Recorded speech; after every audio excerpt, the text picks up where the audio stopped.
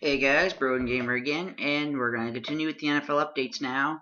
It's been a while since the Arizona one. I thought I'd uploaded this one already a long time ago, but it didn't upload right or something like that, and the reason for the long absence is because my work schedule kind of sucks, and I never really have the privacy to do this without loud noises and shit in the background. But anyway, let's get to the Atlanta Falcons.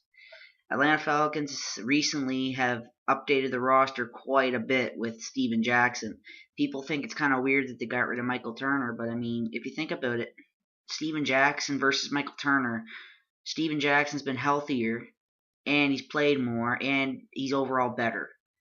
This is the guy who's had 1,000-yard seasons. I think they said it was 8 consecutive. He's amazing, and he could bolster that spot perfectly. Great big power back. Jacquizz Rodgers behind him could still run the ball very well. I am a big fan of Jacquizz Rodgers. I was actually kind of excited that he was going to get the starting job before they went and signed Steven Jackson, but again, that's an alright move. Now, this is, in my opinion, the only problem with the Atlanta Falcons, as everybody knows, is their defense. Oh my god, it's awful. If you really look at it as a whole, who's rushing the passer anymore that they got rid of John Abraham? They got rid of John Abraham. Why would you get rid of the guy who just got, I think they said it was 10 sacks at 34 years old? Now he's 35.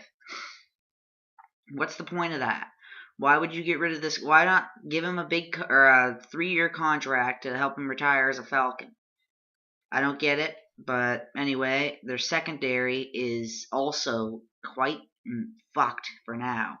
They lost Dante Robinson and Brent Grimes, and that's their starting secondary, aside from Asante Samuel, who, by the way, is over the hill in my opinion. And now the only thing that they really have is Thomas Deku at safety. Linebacking core, it leaves a lot to be desired. I mean, the only real star they have there is Sean Weatherspoon, and he's good, but he needs a supporting cast around him. Now, in free agency, seeing so much shit happen lately, it's ridiculous, but now that's reported that the Falcons really want OCU Minora. OCU Minora is not the answer for pass rush. He was over the hill 3 years ago. He hasn't been much of a factor. The only thing on the Giants line that has been good in the past 2 years is Jason Pierre-Paul.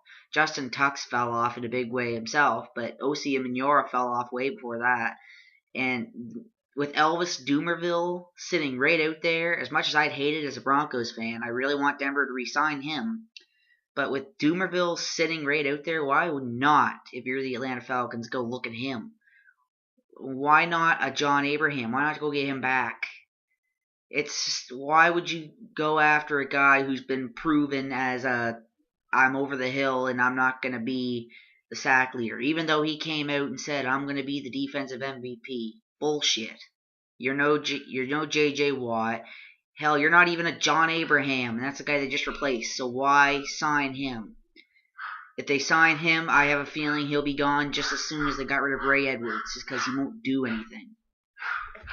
So the Falcons this year, they're not fucked or anything. They're still the Atlanta Falcons.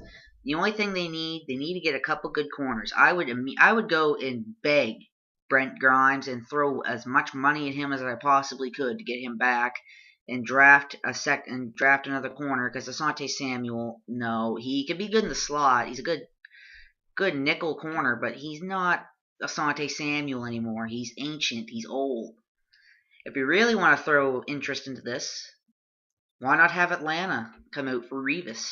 I mean, I know it won't happen, but why not? Why not show some interest? You have nothing at corner at the moment. So, Atlanta, are they going to be as good as last year? No, Atlanta isn't going to go whatever. I can't remember their exact record, sorry. I think it ended up being like 14-2. They're not going to do that this year.